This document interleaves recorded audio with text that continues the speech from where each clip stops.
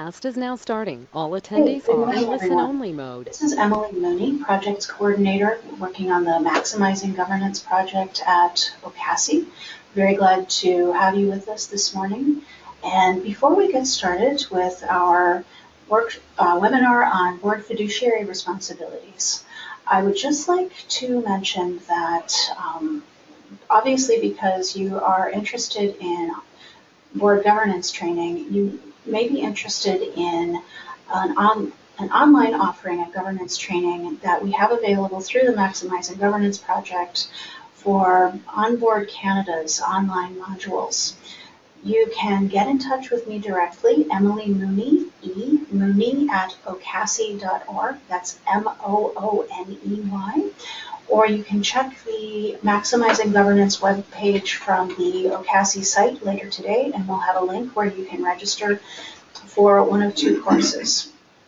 I'd like to turn things over to our facilitator now, Brian Traquair from Management Advisory Service. Brian, over to you. Thank you, Emily, and good morning, everyone. Thanks for joining. I'll do some introductions and then a little bit about the agenda, and then we'll slide right in. We're expected to spend about 90 minutes today, so I'm looking forward to spending that time with you.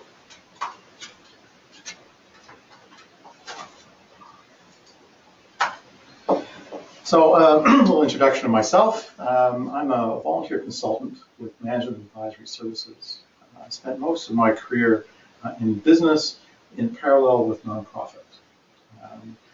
Roles including treasurer and director of a number of different kinds of charities and nonprofits. You see them listed here, from relatively small nursery schools to national charities. I retired about 3 years ago and then began to volunteer through MAS. And I'll describe them in a moment, but it's given me the opportunity to speak with people and share my experience, and that's also the goal for today. My email there, which you also get when you receive the slides. So by all means, if you have any questions you want to get in touch, then feel free to do so. Management Advisory Services is a nonprofit. It's a charitable organization that provides free consulting services for nonprofits. I found it about 3 or 4 years ago and decided it was a great organization, and it is. We have a number of consultants who are using their experience over many years to advise nonprofit organizations, generally in Metro Toronto, on things like strategy, finance, information technology, facilitation, and governance. And we do about 200 assignments each year for about 150 different nonprofits. So as you are going through this program today, and as you're considering your future in your nonprofit, to the extent you think we could help you, we'd be happy to try. Please go to that website and we'll give it a go. So the intent of this seminar is really to do two things. First, we want to make sure that people understand their fiduciary responsibilities as directors. And second, to learn, given that, what can we do about financial management challenges and solutions, particularly from a board perspective. So that is our goal for the day. And here's our agenda. We've got the registration logistics done, which is great. I'm first going to begin with responsibilities and stakeholders. So the top part of the umbrella, give you a sense of where those things exist. Spent a lot of time then on financial management, how we manage nonprofit organizations from a financial perspective at the board level. Talk a little bit about CRA, because it regulates charities. It's quite important that you understand your responsibilities on that. And then go into risk management. How do we ensure that nonprofits that we serve are here 10, 50, 100 years from today? And we'll have a wrap up, obviously, at the end. This is our general timeline for achieving all those objectives. And we'll see how we do. Part of what we want to see, I'll go to that in the next slide here, is interaction. The way interaction works in this webinar is you have questions, you type them into the appropriate slot on your screen, and we'll see them here. Emily will be watching for them and revise them when they come in. And then at an appropriate time, the next few minutes after we get those things, I'll stop and we'll try to address them. Obviously, we all come from different experience. So I just encourage you to ask the questions. it's generally my experience that whenever one person has a question, many do. So ask away, and we'll try and answer that. And if I confuse you in some respect, obviously call me out on that. And our goal here, I call this like a 101 course. We're going to try to cover everything you need to know.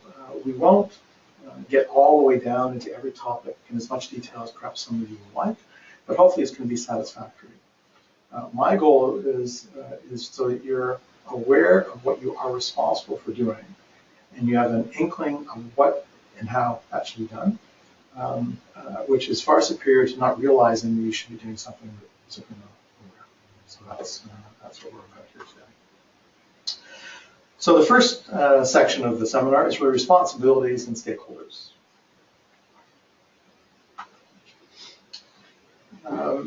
Nonprofits are different than corporations. They share some similar elements, but they have a very particular way of operating. So our first goal is to really look at what the financial elements of governance are in the nonprofit world, and go from there. And charities are a subset of the not-for-profit sector. We'll talk a little bit about what makes a charity different in a little while. So governance is the word we use when we talk about all the things the board needs to do and how it does it. In most cases, in fact, almost all cases I know of, the board for nonprofit are volunteers. They can include a wide range of experience and so on. But the responsibility is to establish and monitor the long-term direction of the organization. And that's a very general statement. We're going to dive down into what that means financially and what good governance from a financial perspective means in this workshop. So if we look at the financial elements, obviously the first thing that every board must do is maintain the mission and make sure you're delivering on it. If you see here in italics, you'll see three things in italics in the middle. Approving budgets, monitoring results, ensuring adequate resources in their use, and financial oversight. Those are really the three critical elements that you have as a board member from a fiduciary responsibility basis. We'll obviously talk more about them. Budgets and monitoring are about helping guide the organization to successful outcomes. Ensuring adequate resources is really about mission success, which is does the organization have sufficient funds, staff, volunteers, systems, technology, and so on. And then financial oversight. The citizens of Canada and all other countries often make donations to charities, and that puts a very high duty of care on every nonprofit and every charity because they're using other people's money, and that's really why a lot of us are here. So that financial oversight is critical. You also want to enhance the organization's public standing. We'll talk about why later. And critically, as a board member, you must be knowledgeable about the organization's financial affairs. Everyone has a different financial background, so this is easier for some than for others. And hopefully this workshop will help. What's the fiduciary relationship? It really describes it's an ethical and legal relationship of trust. And the second sentence is really a critical one. Duties are among the highest standard under the law. It's one of those things, it's like a trust relationship. A fiduciary relationship carries a very high expectation with it. And we see here on the screen some of the things that it includes. We'll speak a bit about them. Most people are going to act honestly and in good faith. The acting in the best interest of the organization can be more difficult because it may not be obvious, and you may have a different view of what that best interest is.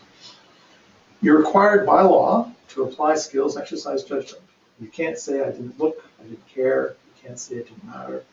It's your responsibility, to the best of your ability, to apply skills, exercise judgment on decision making. As board members, you're also responsible for complying with legislation. That legislation is particularly detailed when it comes to the financial elements. It's not exclusively in finance, but it is there. You need to comply with articles in the bylaws. And if you don't know what they are, that will make it very difficult. Showing loyalty is much like honesty and good faith. It's something I think comes fairly naturally. The last two are a little bit more challenging. Keeping confidentiality. One of the things you have to try to understand is what information is really quite private and can't be shared, and what is the general mission of the organization you share with everyone. And the final is avoiding conflict of interest. Conflict of interest exists when a decision you're making in a board, or as a management team of the board, has something in which you have an interest. It could be a financial interest, a political interest, a legal interest. It's anything where you would care about the outcome or you would benefit from the outcome. And when those situations exist, it's vital that you excuse yourself, if you will, from that decision, and that you announce you have a conflict of interest.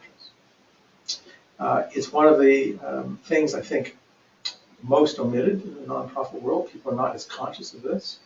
An example would be you're working in a related organization, a sister or brother organization, and you know this would be great if we did it this way with you as a partnership. That may well be true, but you must declare that that is in fact your interest and step back from it. You need to be proactive, and if you're at this seminar, well done. Mission 1 accomplished. You're trying to find out something. Everyone comes to a board with different experience. You must feel confident in your right to ask questions. And you cannot assume that if it's the money stuff that the CFO or the treasurer are taking care of it. That is an insufficient answer. That you, as a member of the board of any nonprofit or charity, have a responsibility to ensure you do understand finances. You're going to understand them less well than the treasurer, in less detail than the CFO, but you have to understand them sufficiently that you feel confident that in a discussion you can participate and cast an appropriate vote. And there's many dimensions to this, and as board members, you need to constantly confirm what it is you're finding out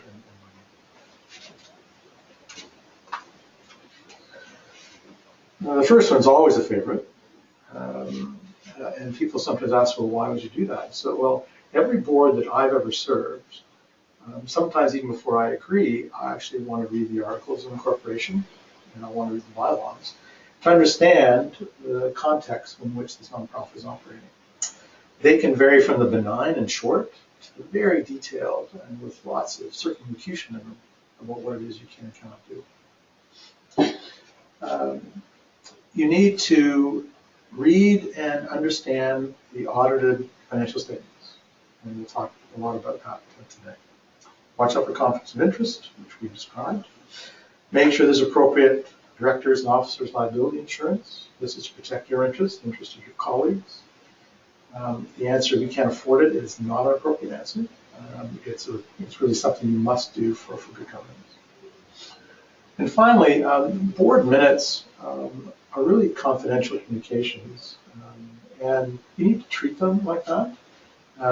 You can choose, obviously, to share them with individuals, but make a conscious decision. You don't broadcast them out everywhere and everywhere. So treat them as important documents when minutes are taken and approved, and then try to store them and treat them in that way. So that's sort of the overall responsibilities. Let's just have a look here at who are the stakeholders. And I've listed the sort of groups of them here, and we'll look at each one in turn. Because I think unless you understand who has a stake in the outcome, you may not be able to exercise your responsibilities. Now, the first and quite critical is all the organizations that fund you. These can be agencies, governmental or otherwise. They can be foundations, they can be corporations, they can be individual donors. In operating a charity, you have a responsibility to be good stewards of all these donations. You have a responsibility to make sure that the money is spent in accordance with the agreement about that money. And that agreement may be all the way from, please use this for your area of greatest need, in other words, as you see fit, all the way to you can only use this to buy computers, or only use this to do training of new teachers for the deaf, or something like that. A lot of time in charities gets spent on managing the programs that originate from funding. And you need to understand that because a lot of this funding is what's called segregated or restricted. And if you spend restricted money in a way that is not in accordance with those restrictions, then you are offside. And the organization can suffer either financial penalties or potentially have their license revoked. So it's quite a critical element. The agencies that provide funding will have their own individual requests. Here's the monthly report or quarterly report that I need. Here's the worksheet you must fill in. Here's something like that. So again, at a board level, you're not going to be dealing with that reporting. You need to be aware that it's required. It would be prudent to ask if that's being done and if people think it's fine. And then finally, if you're uncomfortable about some element of the nonprofit you're serving, you should ask to go and visit the site, go and talk to people. It's something you wouldn't do very often, but it's certainly something that's within your right to do. And also, you can therefore expect that the people giving you money, foundations or agencies, may well come and do site visits and talk. And you're all coming from different places. Typically, the larger donation, more likely they'll ask for reports and audits. The longer term the grant, if it's a 2 or 3 or 4 or 5 year program, you can expect a more involved process of reporting and audits. As opposed to a single one-time grant for area of greatest need, you probably should send them a letter at the end saying thank you, we did this thing with it, but you have no responsibility to do so. Regulatory bodies. CRA is the most important for charities. Other regulations include the Ministry of Community and Social Services Act and Trustees Act, and they have bearing on nonprofits and on charities. Hi. For nonprofits that are not charities, the Corporations Act and the Charity Not-for-Profit Act are also important. And not expecting you would actually read these, but you need to be aware those are the regulatory agencies.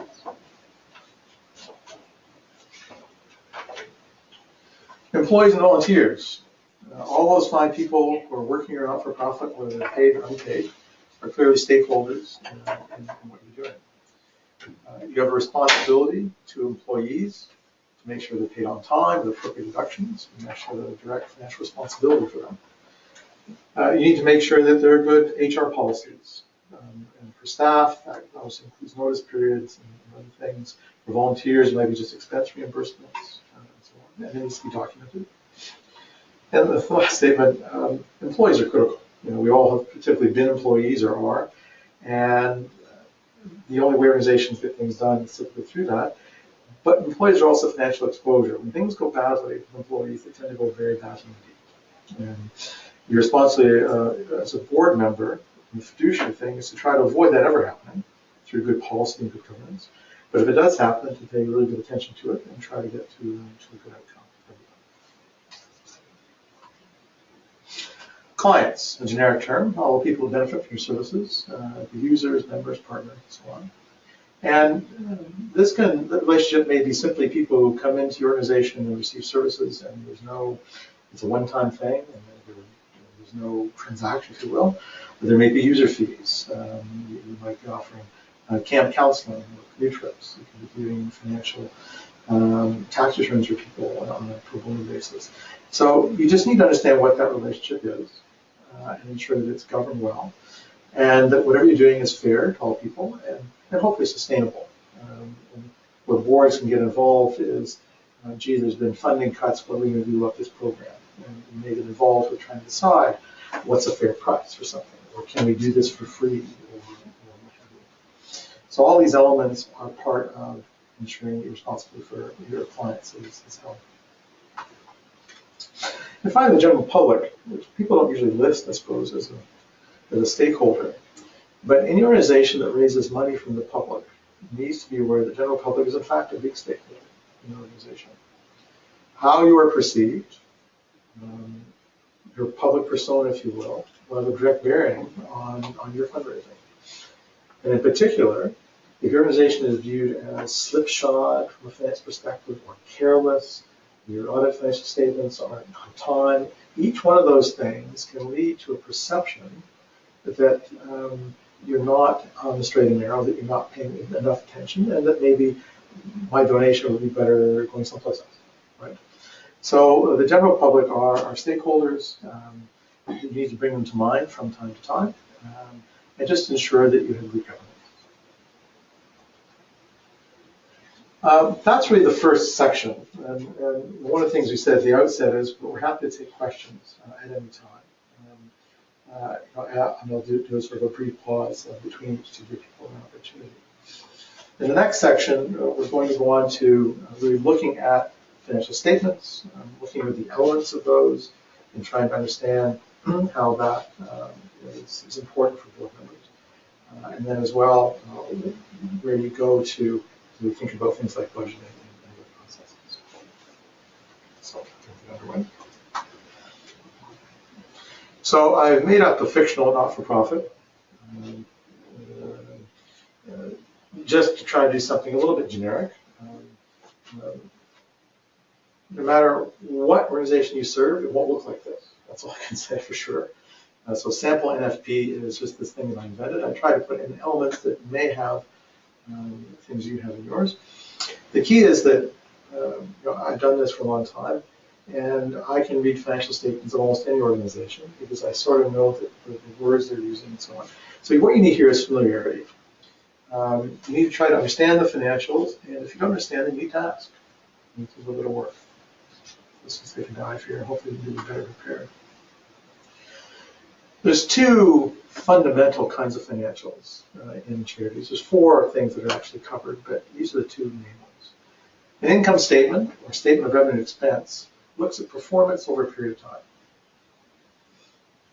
It's the impact of revenues and expenses, and this information does feed into the balance sheet. Most of the time, as board members, you're going to be looking at income statements or things like income statements, budgets, forecasts. They're all going to have this idea of revenue or income and expense. The key thing is it's always over a period of time. It can be a month, quarter, half a year, year. And when you look at statements, you need to look very carefully and say, what is the time period being reported? A balance sheet is a single point in time. It's as of this moment, as of this date. Here's what you owe. Here's what you own, and here's what you're owed.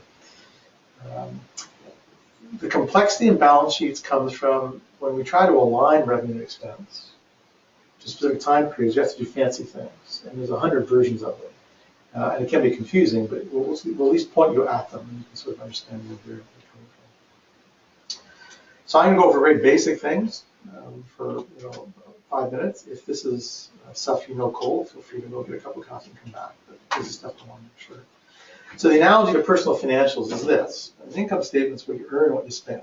So things like income would be your salary, interest from your bank account, dividends from stocks. Expenses include some of the things listed, like mortgages and food. And your net is money you've either had left over or money you've overspent. You sort of don't have enough. So that's really your income statement. Your balance sheet is what you own and what you owe. So things in a personal world would be things like houses and cars and checking accounts and so on.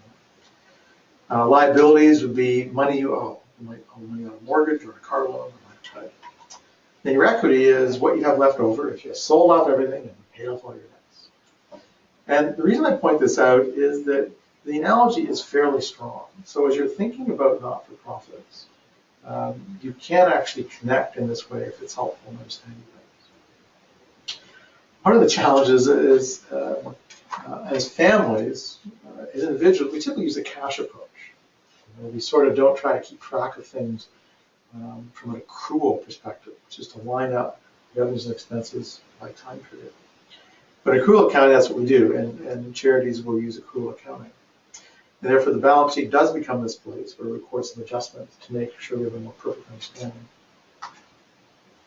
So if families did that, what would you do? At the end of the year, if you knew there was going to be some interest owed you, you'd go to your balance sheet and you put it in, say, I'm going to get paid some interest here. You put on your balance sheet some money I'm going to be getting, $48.35. And then when you got the money in January, you take that away and you put the money in your bank account.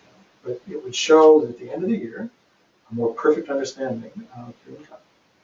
In the same way, you might have a mortgage statement, say from the end of September, and you want to figure out where you are at the end of December, and you can actually make those adjustments so that your balance sheet, how you were doing at the end of the year, was completely accurate. Most of us don't do this. and not suggesting you should, but you could, and then you'd be operating the same way that a not-for-profit or a charity. So here's a sample balance sheet. So at the top, you notice two time periods, the end of December 2017 and December 2018. Balance sheets will always have a date. You might have two dates, giving you a comparison, you always can see a date. And then you're going to see groups or categories of information. You see here assets, liabilities, surplus or a deficit, and then net assets. Now what we're going to do is sort of walk through each of these items so we understand what they are. You'll see that the numbers vary by year. Some years you might have a surplus, some years you might have a deficit, and so on. Let's just walk our way through this a bit. Bank accounts, pretty much everybody understands that because they've got them themselves. Investment accounts, most of us have investment accounts. Charities may have things as simple as GICs or as complex as mutual funds and stocks. But investment accounts, again, are just holding different kinds of assets, and the value you see in them is the value as of that day. There's not broker or bank will give you that value. Things like HST recoverable, you'll see this in a lot of nonprofits. Charities in particular earn a government tax credit on HST taxes, so you get the money back. And the balance sheet therefore has to hold an estimate of what the government owes you at that point in time. And it's a bit of a calculation. I do it for our church, other people do it for nonprofits. It can be 50, 75% or other numbers. But it's basically an asset because it's money you're going to get back from government. It's like having a tax refund line, if you will, on that account. You'll see some lines like leasehold improvements or land and buildings and so on. When you spend money to improve an asset or you buy an asset, it goes on the balance sheet. And the reason is if you buy a computer for $3,000, it's going to last more than a day or a week. It's going to last maybe 3 years. And so you have to put that up on the balance sheet, and then your finance team will depreciate it over time. They'll reduce its value in line with the life of that asset, which could be 3 years or 5 years for things in your office, to 20 or 40 years for a building, and so on. You don't need to know how. You just need to know that's what that is. And that typically that's money you can't easily spend because it's locked up in an object.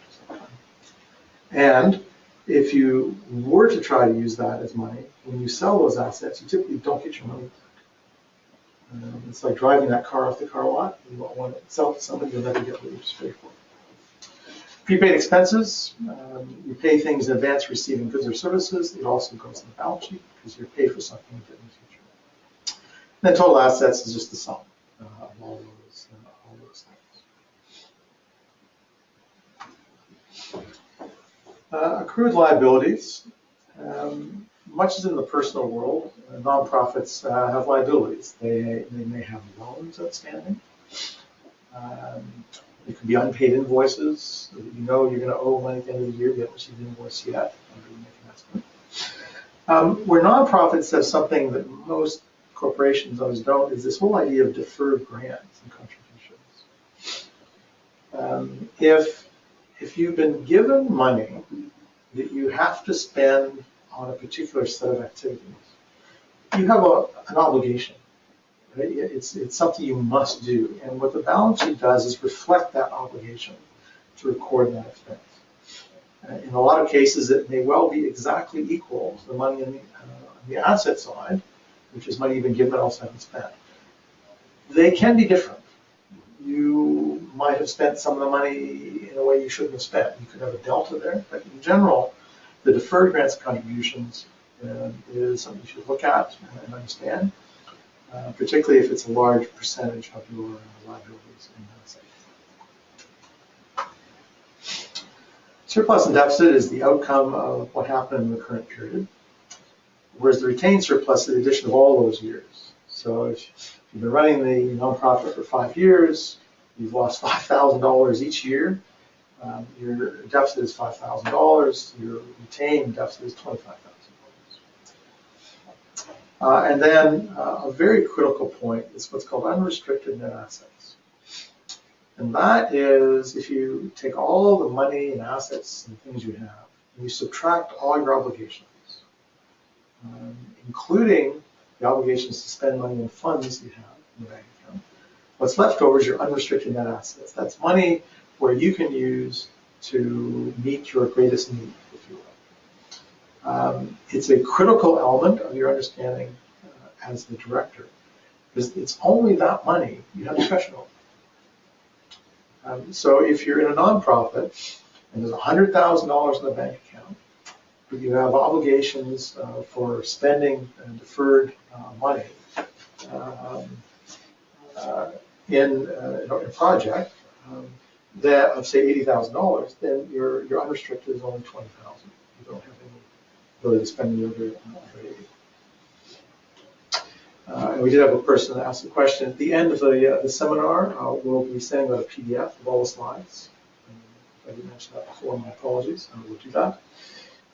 And so you can relax on the pencil if that's a help.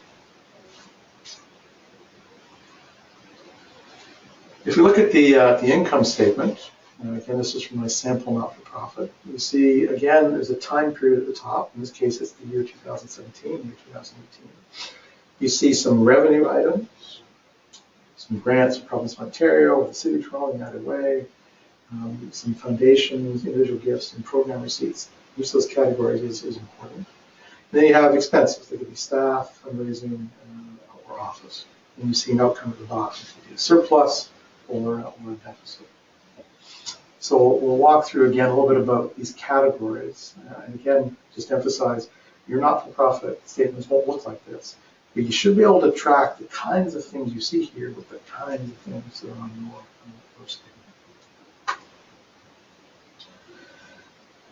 The income statement, the revenue section anyway, it shows all the revenues by type and by source. And this can vary wildly. I've seen nonprofits with 3 lines, I've seen one with 20. Your mileage will vary. Typically, you segregate government funding.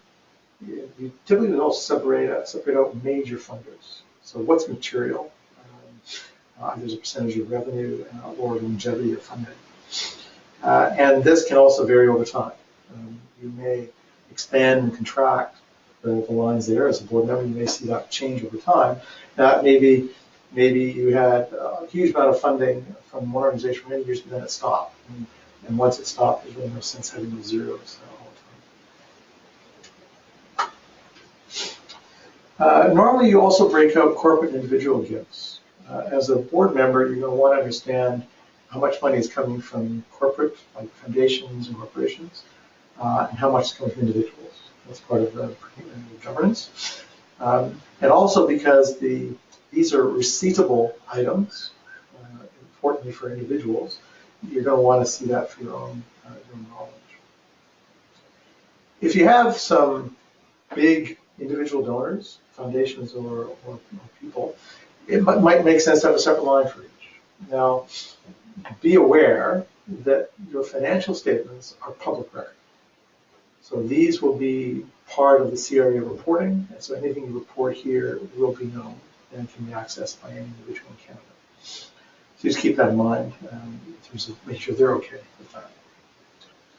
Another area is program receipts. Anything you're charging fees for, services, maybe cost recovery, anything. If it's small, then maybe it doesn't really have to be broken out in a lot of detail.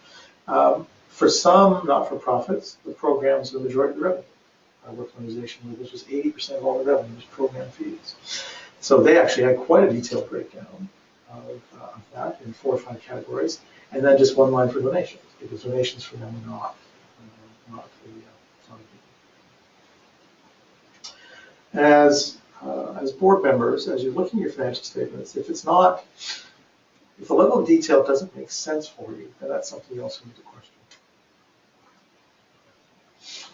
The expenses. Again, the level of detail will vary. You always have some element of staff expense. Unless you're operating an organization which is like a trust, which has like no employees and no programs, you're always going to have staff expenses. And then you need to provide some kind of breakdown that's helpful to you. And I would caution that what's helpful for you or for the public may not be exactly what's helpful for the management. So you need to focus on what that should be. And the one that I put together, I put in 3 lines. One for your general staff, one for program staff, people directly being funded, if you will, by outside money, and then fundraising, because you might want to look at how much you're spending on fundraising versus what you're actually bringing in. The example I've done, I actually put the benefits inside that one line. Consolidations, they show benefits separately. And the key is to read it and make sure you understand it.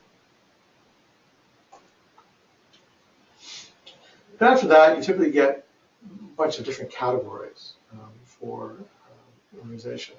Almost all organizations will have some sort of rent, utilities, and office, and so on. And so on. The final section is dealt with what I call accounting adjustments, depreciation, amortization, and so on. And again, this is to connect the balance sheet adjustments related to accrual accounting with the income statement, so that when you depreciate something that's on your balance sheet, that's an expense, and it will therefore show up there. It's not a cash expense, but it is an expense. So that's why those typically show up.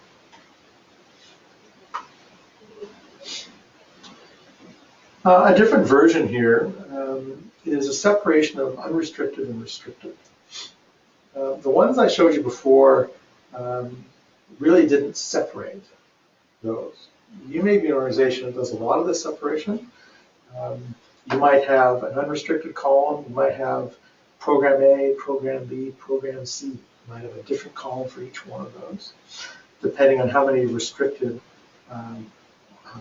programs, if you will, or funds you're operating.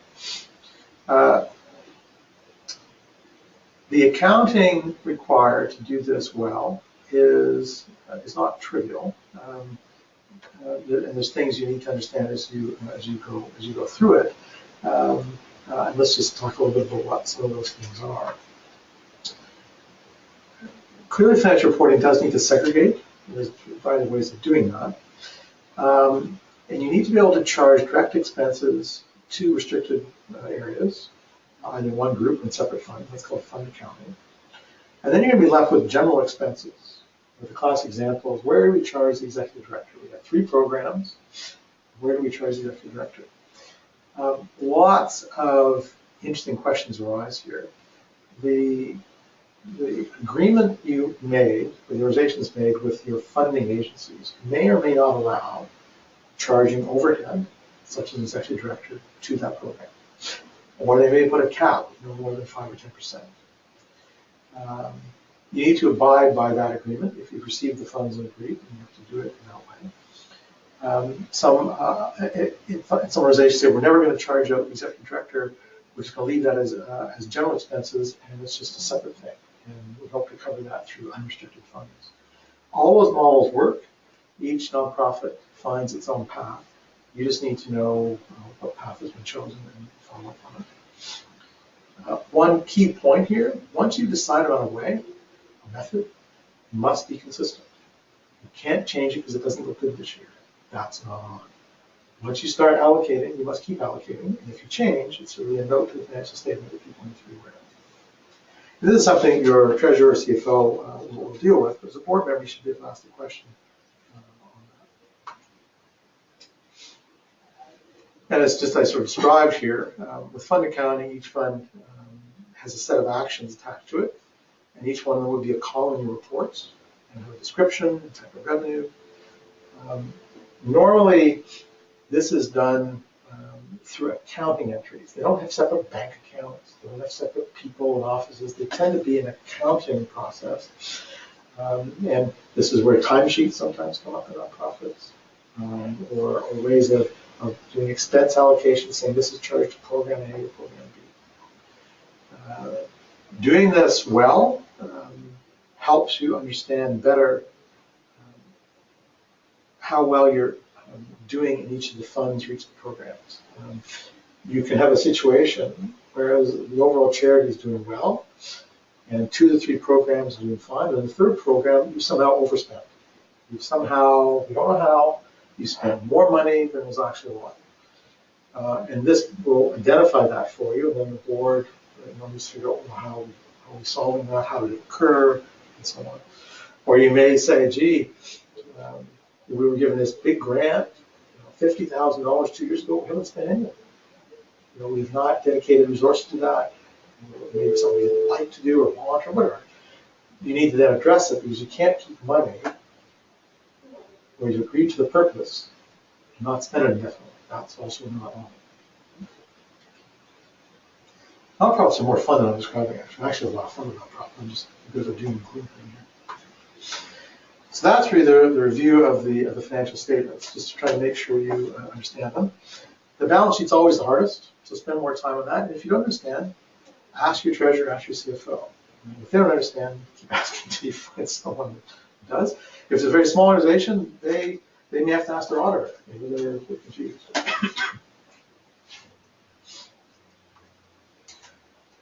Structures for finance. There's different kinds of boards, and therefore different ways in which they actually engage in their responsibilities. That has an impact on how the financial elements are managed. So let's have a look at each one of those and what that might mean. A governing board is done strictly through policies. They tend to operate quite at arm's length, and the board functions as a unit. There's not a lot of transparency inside, if you will. Management boards are more engaged in day-to-day decisions, more involved in organizing not-for-profit operations and so on. And then a working board is more common in really small ones, where it's almost the volunteers and staff are the board. They just change hats when they sit as a board. Most times you could think of large, medium, and small here in these categorizations. It'd be highly unusual to have a really small nonprofit with a strictly governing board. That would be an unusual situation. As it would be unusual for a very large organization to have a fully working board that involved all the decisions. So think about this as flying an airplane at different altitudes. They're all appropriate for different functions. You just have to decide which kind of board you're in, because it makes a difference how you organize the finance function. Most not-for-profit charities have an audit and finance committee with the board. If you don't, you should consider creating one. And this is a committee that's charged with leading the oversight of financial matters. Most not-for-profits have a board treasurer who will be on the audit committee and who then takes responsibility for leading the finance function in the board. And then the chief financial officer of the not-for-profit will usually attend board meetings to explain financials. That could be the bookkeeper, the manager, it could be any of those things. And the titles vary across the board here. What you'd expect as a board member is to try to have people with more financial experience on the audit and finance committee. Just because it's something they're going to be more comfortable with and they can spend more time and do more exploration. If you want to learn about finance, join an audit and finance committee. Explain what you learn, what you'd like to learn, what you don't know, and then bring it on board. The board treasurer has a leadership function. And that's really to make sure that the board is correctly convened to assess and understand its finances through and with the audit and finance committee, and to ensure that the reporting and other things are lined up. As I said before, just because the board treasurer says everything's fine may be insufficient. Make sure you personally feel okay with all that. So the audit and finance committee, as one would expect, does oversee the work of the external auditor. The external auditor will be an accounting firm or a numeric individual, typically, for smaller ones. And they have to issue an independent auditor's report. A lot of large-scale donations and government funding is dependent on an audited report. And depending on the size of your charity, the CRA may require this. So that's part of what the audit and finance committee does is deal with that.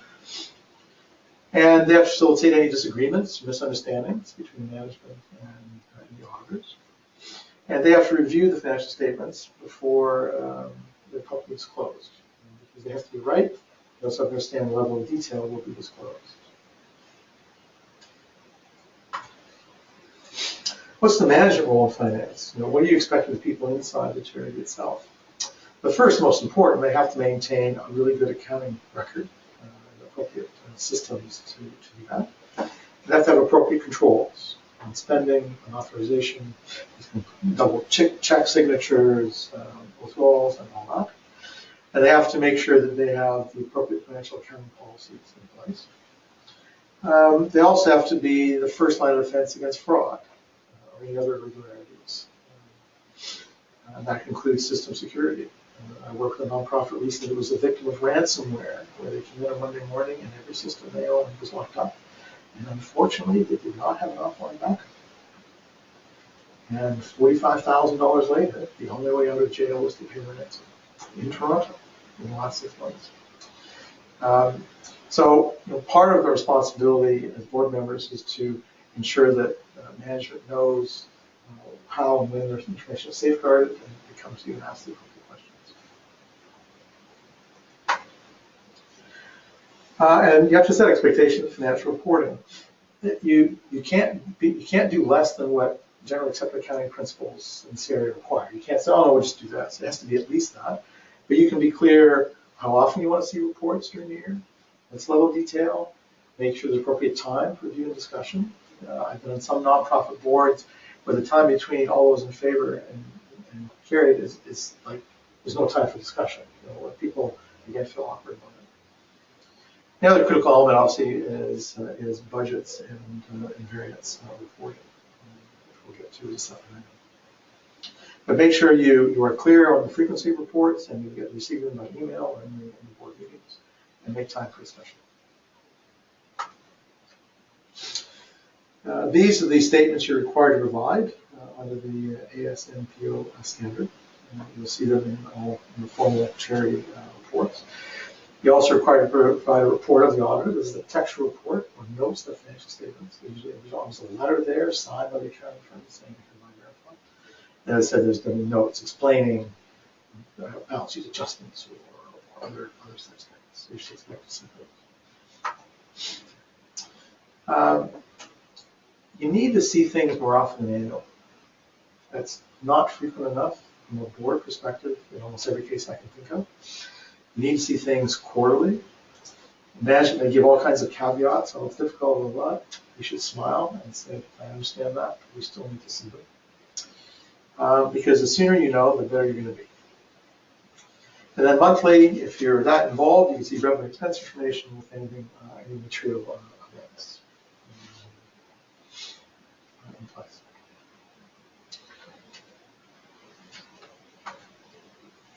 The audit report, they provide their opinion. It could be a clean or unqualified report, or it could be qualified. Some charities will get a qualified report on completeness of revenue because of the nature of how they raise funds with various kinds of things you have to track every dollar. And then the board, the audit committee needs to meet with the auditors to make sure that everything is fine. And understand that they understand them and that all is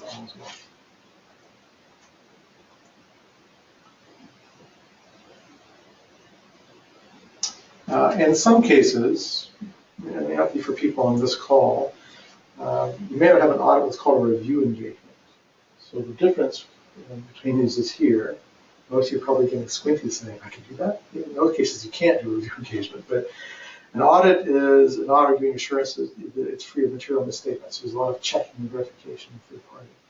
A review engagement just says it is believable. Please make sense. And that's a lower standard.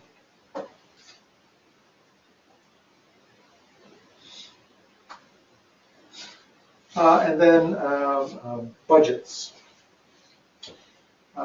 Critical part of financial responsibility, and it's one of the main ways in which a board can actually set priorities. So it is part of your fiduciary responsibility to ensure there's a budgeting planning process. And obviously how you report against that is vital for looking at how you're performing, whether you have risks, and so on. I mean, the primary role of the budget is to get from a strategic plan to an operational plan into financial outcomes. It's that translation and that discussion that really provides insights into the nonprofit and how it's operating. A budget needs to provide a clear plan, not only income expense, but maybe on staffing and capital spending. It should allocate people to priorities. It should be a statement of how we're going to get to our future. And also, a budget enables you to predict likely future needs. being surprised is not a good thing when it's finance. And the more frequently you budget, the more likely you're going to have a sustainable financial future because you're measuring, you're thinking, you're planning. A lot of organizations don't allocate money and people in proportion to their priorities. And they may ask you to do a lot of strategic reviews, sometimes combined with finance, and that's the most common weakness. They know they have a mission, they articulate it, they have goals, and the budget bears no resemblance to achieving those objectives. There's always a couple of reasons or excuses, but as a board member, it's important for you to make sure that the budget does describe, in financial terms, what you think an organization should be doing. If it doesn't, then it needs to be reworked. And that's where your role is to make sure that you have good alignment. Making choices, personal hobby horse of mine. Decision making only occurs when you make a choice between alternatives. When you say yes to everything, you haven't done anything. That's a good idea. That's a good idea. I like that too. Not helpful. As a board, you need to get organizations that you're responsible for to work toward making choices. And in doing so, you have responsibility for to make the difficult decisions with them. Most organizations shy away from those. As people, I do. I don't want to do those. And as I said, at the bottom, hope is not a plan. So in getting into the budgeting process, you should identify the decisions that are being made by default. A lot of organizations float from year to year. We'll just spend 2% more on this, or 3% less, or we have to cut Josie because this happens, what are we going to do? And that's tactical budgeting, and that's appropriate. But you should also look at the overall spend and say, is this going to take us where we want to go in 3 to 5 years? And are we making the right kind of choices to ensure that? And obviously, it's your financial plan. And variance reporting is describing why what happened isn't what we planned. And as a board, you need to ask questions. This is the most common thing that boards get involved in. Here's the variance to budget report, and you look at it. For me, a couple of critical things. You should insist that your organization provides you with a revised forecast for the end of the year. A lot of organizations say, okay, it's the end of the first quarter, we missed it by 5,000 at the top end and 10,000 bottom end. And I'd say, okay, what is your forecast for the rest of the year? Are we going to make that up? Is that a permanent thing or timing? What is that? You need to do that because it's the process of saying what happened, why did this happen, could we have prevented it, what are we going to do differently next quarter, and what are you expecting is going to happen, that really engages you with the organization and the results they want to create. And focus on material items. Don't talk about the pencil overspend. That's not going to help. There's often comfort in talking about things we understand. But typically, the budget needs to deal with stuff that's material important, financial percentage. So each quarter, look at the variance to budget and report for the period and year to date, and then make sure you got the forecast. If you do this every quarter, a couple of things happen. First, if you measure each quarter, it's unlikely you're going to be as far off at the end of the year because you're taking corrective action.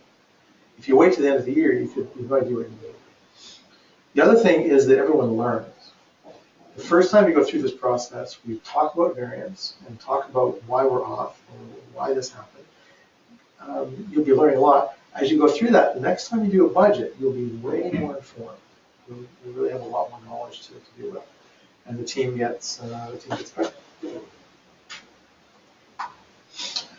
And then, as stated, this helps you understand what's driving the organization.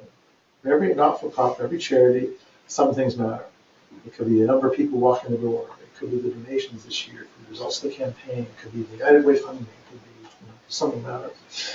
You have to understand those so that when you build your long-term financial plan, you've got the right things you're making assumptions on. Experience will therefore inform you on what you can control and what things you just have to wait and see. And the beauty about not-for-profits is demand is infinite. So there's always more things to do than money to do, always.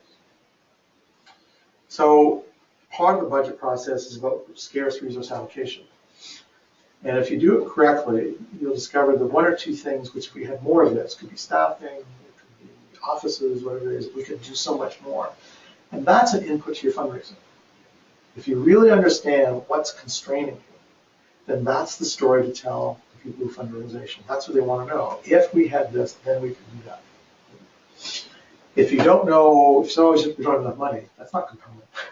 You have to really drill down into the particular kinds of monies or resources that you need.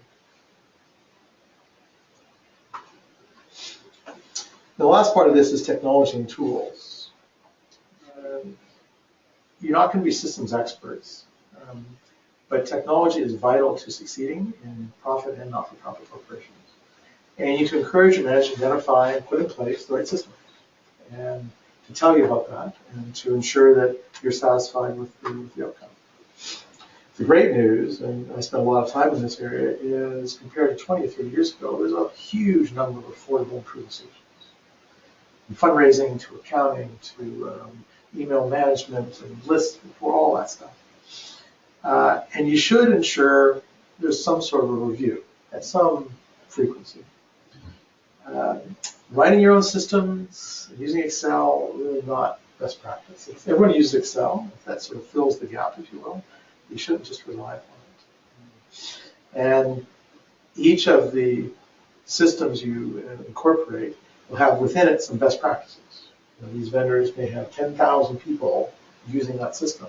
They've kind of figured out here's how you do accounts payable. Or they've figured out here's how you do a fundraising letter. So you can actually improve your organization like Rich using it. And the final thing in technology and tools is every system changes a project.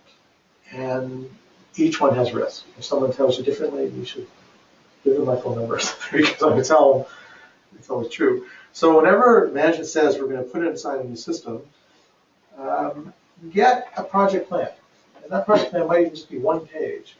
But make sure that they've done the due diligence to actually make sure that you can get the job done. Let's see, we have a question here. What?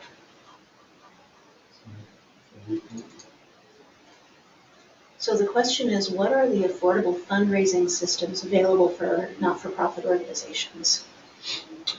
Yeah, ones that I'm familiar with, Donor Perfect is well known and well regarded in the fundraising space. Also, Sage has a system that's reasonably well regarded. It's just a moment, I'll plot another list that I've got.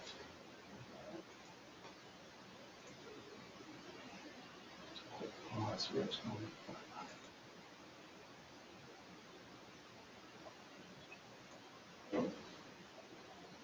While we're waiting, I can mention that at the end of the webinar, you will receive a link to a post-webinar survey. This is an important part of the evaluation for the governance project, and we'd be very grateful if you could complete it. Right. So other fundraising systems, Razor's Edge, including eTapestry, and it's part of what we can do within MAS is help you in that sort of fundraising system selection process. If you're interested.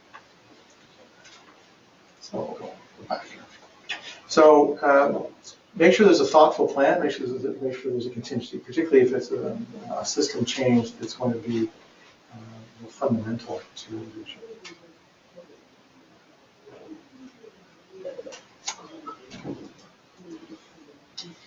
All right. The next one is Canada Revenue Agency regulation. Now, this is a bit daunting. And if you think it's daunting now, we'll wait for 10 minutes from now. The purpose in doing this is to ensure you understand your responsibility to make sure that you're operating correctly. So I'm going to walk you through some definitional things and what's required to make those decisions. And that's where you need to carry away. You'll get the slides, you can have a look at it, and it'll help you. You can also go on the CRA website and talk to other folks. But that's the real purpose in that you do this. So charities versus not-for-profits. Not-for-profit sector is everybody. Registered charities are a subset. We need to understand the differences between charities and not-for-profits, because they make a difference in what you have to do in an organization. Here's the broad brush. Registered charity on the left, not-for-profit on the right. So, no surprise, a registered charity is exclusively for charitable purposes. You can't make a profit, you can't do any other things. In contrast, not-for-profit can do anything except make a profit. It doesn't have to be a charity. A charity must be registered with the CRA, whereas not-for-profits do not. Critically, a registered charity is the only organization that can issue tax receipts. And that's at the heart, really, of why people do this registration. And a not-for-profit cannot issue tax receipts. Sometimes not-for-profits don't fully appreciate that difference, and we need to understand it. Charities also have to make a minimum spend on programs or gifts that are made, and we'll talk about what that is. Whereas not-for-profit, it doesn't have a spending requirement. It's not an annual thing. In terms of returns, a charity must file a T3010 return, and not-for-profits, it's a T2. And in both cases, they can't use their income to benefit their members. In both cases, they're exempt from income tax. So the bottom part's the same. The top part really is a variance largely on this issue of issuing tax receipts and receiving public funding. We'll talk a bit about that. So I can give you a definition of two things in the next two slides. So hold them in your head for a minute, and I'll tell you why. So a soliciting corporation is one that receives $10,000 or more in the form of donations from other than a member, or grants from any level of government, or a gift from a soliciting corporation. And this is the definition of what's called public funding. I think most people on the call are probably in this category one way or another. So the government has decided that they're going to describe any organization that gets these kinds of monies as a soliciting corporation, as in soliciting donations. A designated corporation is a different question entirely. And a designated corporation is one that has revenues less than $50,000 if they're a soliciting corporation, or $1 million if they're non-soliciting. So this is really an element of size, if you will. And where this is going to make sense, you're going to flip to this. Soliciting corporations, because they draw public funds, are held to a higher governance reporting standard. And designated corporations are sometimes given waivers on some of these requirements. So here's a bit of a grid. So on the left, you see, are you a soliciting or non-soliciting? On the top, designated or non-designated. So if you're a designated corporation, you don't have to do as much reporting. Most of us are in the right column, either soliciting, full charity, or non-soliciting in that right column. We'll talk about what this means in these categories. For now, that's sort of the general definition. So, do you have to have a public accountant? If you're on the right, a non-designated, in other words, not special, absolutely. You must have a chartered accountant. If you're designated, like you're a small, either a small not-for-profit of either type, then you don't have to have a public accountant. You can actually get away without that, provided you get a unanimous resolution of the directors. You have to submit financial statements in accordance with GAAP. Any soliciting corporation must do that. So if you're asking for public money, that's the price of admission. Non-soliciting, if you're designated, like small, it's only on request. And non-designated, you're not required. I appreciate this, it's quite complex. You have this, you can refer to it. What's your level of financial review? Non-soliciting, non-designated has to have a full audit. If you're designated as sort of small corporation, small not-for-profit rather, you can get a review unless there's a public accountant. And then a soliciting corporation, if you're less than $50,000 and your board resolution, you can do just review. So the bottom line is, if you're any substantial charity, you have to have a full audit. If you're a small charity, like less than $50,000 in income, and you have a board resolution, you can't get away with just review engagement. And they did this because an audit's a costly experience and complicated. And so for those, they've allowed that.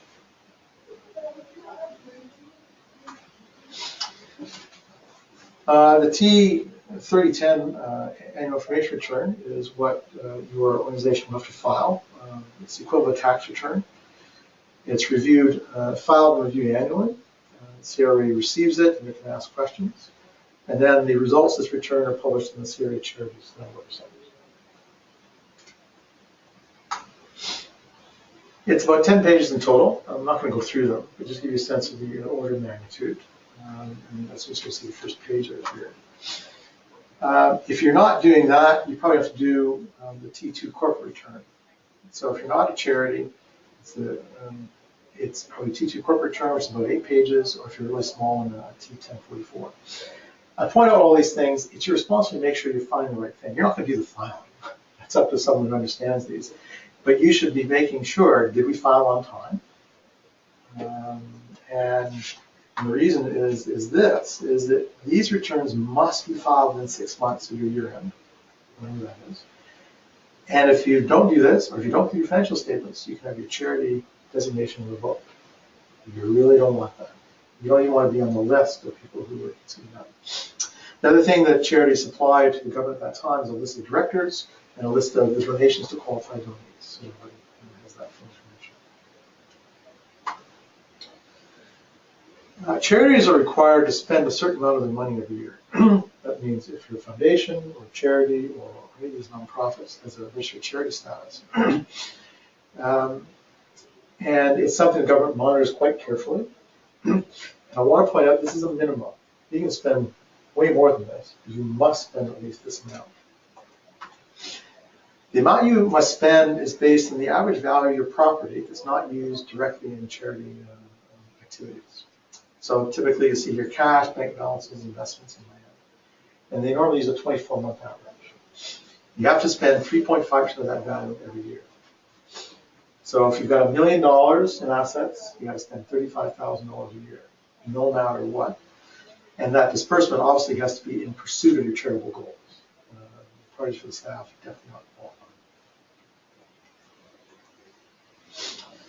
If you have an excess, you're allowed to carry it forward for 5 years, or carry it back for 1 year. So that's why it's viewed as a minimum. And you can draw on that thing as described here to meet a shortfall. Or if you know you're going to have an excess, you can sort of plan it in advance.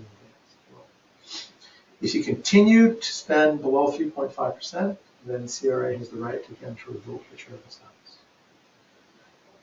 A comment here. Some organizations view 3.5% as the goal. It's not the goal. It is simply what the government said is the minimum standard required to keep your charitable status. So I've had some quite vigorous board conversations that we don't want to spend 3.5% a year. We want to spend 5 or 10% per year if we can. That's simply a government standard. So something for discussion. And the final part, by all means ask questions that are going along, is risk management. We're at 11:07, not doing too bad here. So let's talk about risk management here. So the board is also responsible for the long-term sustainability of the not-for-profit. In particular, this means financial sustainability. And you need to be able to assess whether your not-for-profit is financially okay or not.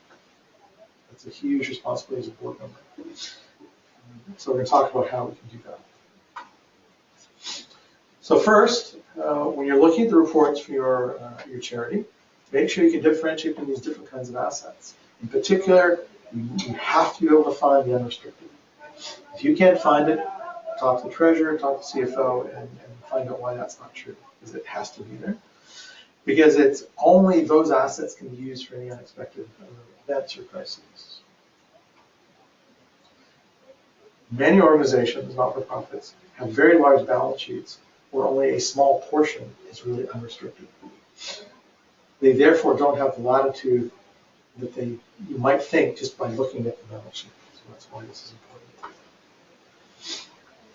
So risk management needs to be systematic. You need to discuss and agree your accountability, including the risk management statement. Here are the things we're going to monitor. You should have discussions about scenario planning and contingency. What do we do if that grant doesn't come in? What do we do if donations go south? What do we do if? And discuss financial stability targets. What's the range? Are you okay balancing between small surplus and small deficit? Or do we really need to build up a surplus for a rainy day? What do we need to do to be sustainable?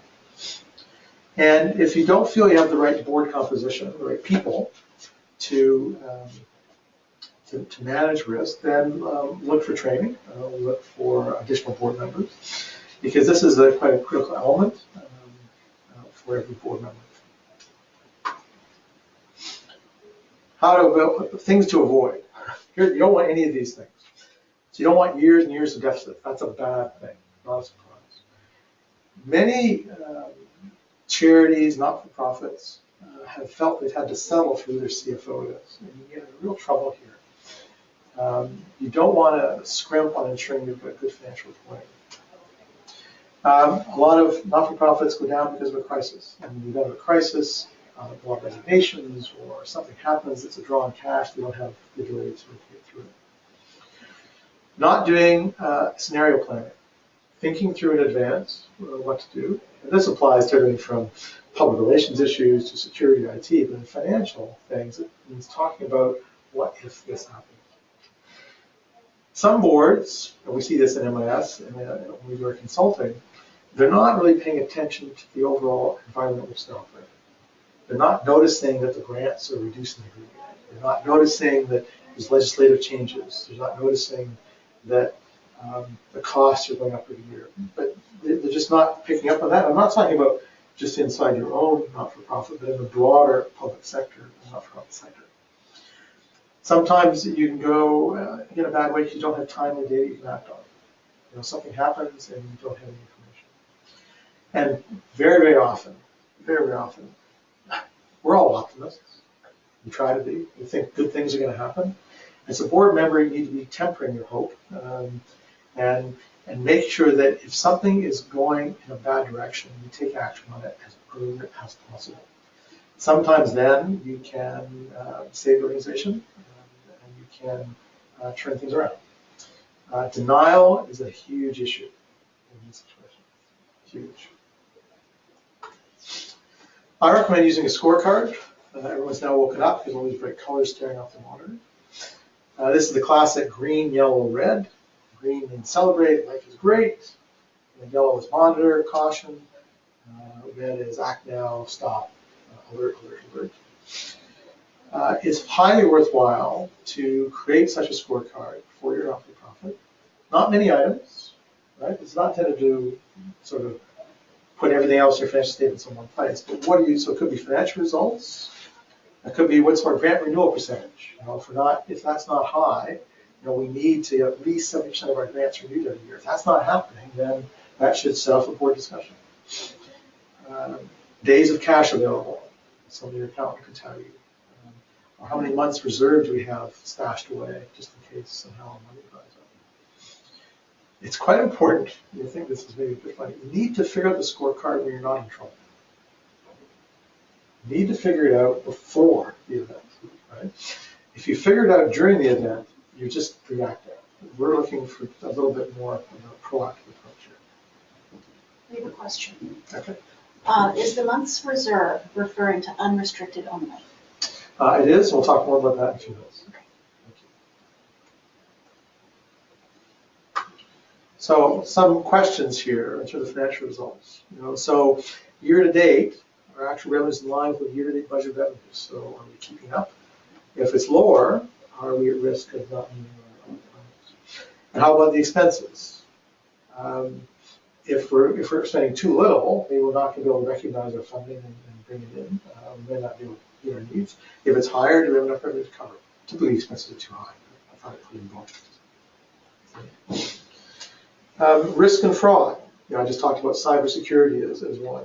Are there fraud or risk factors that could come to bear on this? Is there any litigation outstanding? Are there employee issues that have gone sideways? Every not-for-profit, every charity is different, so you need to think about what risks you might see in this part of the world. Are you up to date with your statutory remittances? That's the CPP, income tax, the SC. And are you checking each quarter? You have a financial responsibility to ensure that your employees' deductions are set for the government, or you're financially accountable for this. It's non-delegatable. So a lot of the charities in which I'm engaged now, they get a monthly, a quarterly signed confirmation from management with proof that all source deductions have been made. And that they're complying with all government regulations. So it's something to be aware of. Statutory deductions are a high level of responsibility. And then issue of reserves, responding to the question that came up. You do need to have an adequate operating reserve. This is money set aside for unforeseen financial emergencies. It could be any number of things that all you've experienced, some major expenditure, a drop in income, something. A lot of not-for-profits have no reserves, or they even have negative reserves because of the question that was being asked. This cash in the bank may be restricted. You may not actually own that money, so to speak. So any reserve can only deal with unrestricted funds. So it says right here, so operating reserves are a portion of unrestricted funds set aside. Normally, you find that unrestricted net assets as a specific line in your reporting. And these are things that are not tied up. If they're not tied up in fixed assets, they could form part of the operating reserve. If part of your unrestricted assets is a building, and the unrestricted assets $400,000 and buildings worth $200,000, that could form part of a strategic reserve. In other words, if things really went off the rails, we could sell the building. The difficulty is there's usually a substitution effect, some other expense is going to be incurred. And the other is it takes time and probably will not realize the amount of money in the short term. So if your unrestricted funds are tied up in fixed assets, then you do have a problem coming to a real reserve here. Usually we measure operating reserves in months. A common goal is 3 months as an operating reserve. So take all the money you spend each quarter, and you have that much money. I'll use the word set aside. It doesn't mean you put it under the mattress. You just have to make sure that whatever you invested in is short term. It is liquid. You can get to it in 15 days or 30 days or something. You also need to set a policy on how and when the fund will be replenished. So if you use it, you then start restricting expenditures until you actually replenish that, or what do you do? Supervision and audit. You're responsible for setting up the audit for your not-for-profit. And all the governance supervision. You have to make sure you appoint officers, appoint audit committee, appoint auditor. All those things are your responsibility from a risk management perspective. Right? You need to be able to do those things or to be in a position of a context, if you will, to make all this successful. And from a supervision and audit perspective, these are the attributes you look for in an audit committee. It is about being the right tone. It has to be very independent. It has to have a nice balance of skill sets. And it's going to take some time. It's one of those committees where you should go before you volunteer, because it's not going to be trivial. And they may have specific duties they can assign. They should have an agenda for the year. Here's our work plan for the year. And they need to document their work. If you can't just max out, everything's fine. It should be documented minutes of the audit committee that you can refer to as a board member, even though you're not a member of it. So in terms of robust financial reporting, you always want to compare things with the prior year. You want to compare things against budget. Those are always the two key tests, because you can be happy on one and sad on the other. It's always hard to do. You need a consistent framework for budget and actual. Don't let people change what we're reporting upon just because the year's gone differently. You need to make sure the cutoff is done at an appropriate time for internal statements, so you don't get these variances after the year ends. Say, oh, we didn't know. And also make sure the same accounting standards are followed throughout the year. Then from a board audit perspective, make sure you know what internal controls are in place inside the organization. Again, double signing of checks is an example. Make sure you review the policies when you become a member. Management should update on specific areas of policy on a rotation basis, and make sure they're accountable for that. And if your auditors make recommendations, follow up on those. As a board member or as a member of the audit and finance committee, follow up on those and make sure that you get to a satisfactory resolution in all cases. And that is the end of the seminar. So we did 1 hour and 20 minutes. They're very short and a bit long. We'll send out the slides in PDF form, and we'll do that as we conclude the seminar. I'm happy now to answer any questions people may have had, but have not yet asked. We can hum and haw for a few minutes to give you a chance to type those in, if you will. So what we did in summary during the seminar was we looked at what are the responsibilities for fiduciary responsibilities and who are the stakeholders. We looked at the elements of financial management, that includes financial statements, and budgeting, and technology, and so on. We went through a bit of how CRA regulates and why you need to be aware of which jurisdiction you fall and the right things are happening. We talked a bit about risk management, the things you need to look at from the fiduciary responsibility to ensure that you're reaching beyond some.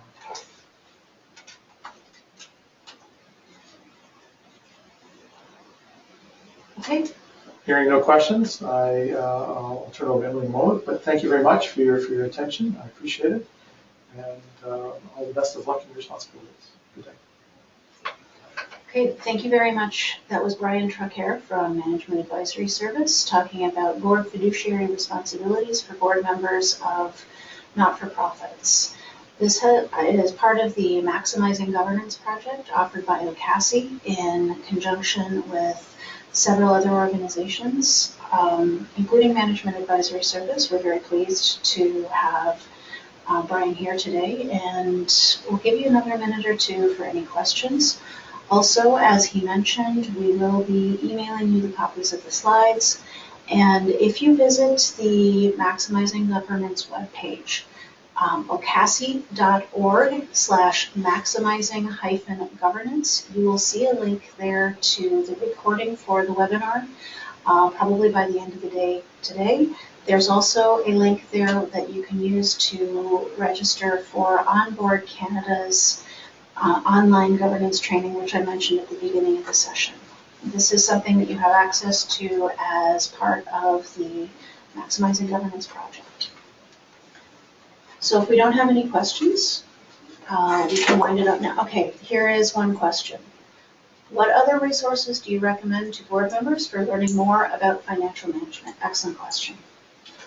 Well, I think the series of programs that OCASI is putting forward here is a great start. In my experience, if you do the right Google search for the kind of things you're interested in, you will find people willing to share information.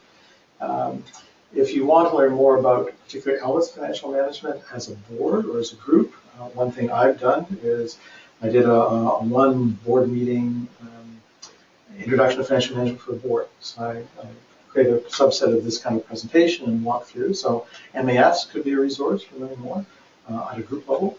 But for individuals, online resources and seminars is probably the way to go. And you can learn that way, I think, quite effectively. Okay, thank you. Anything else?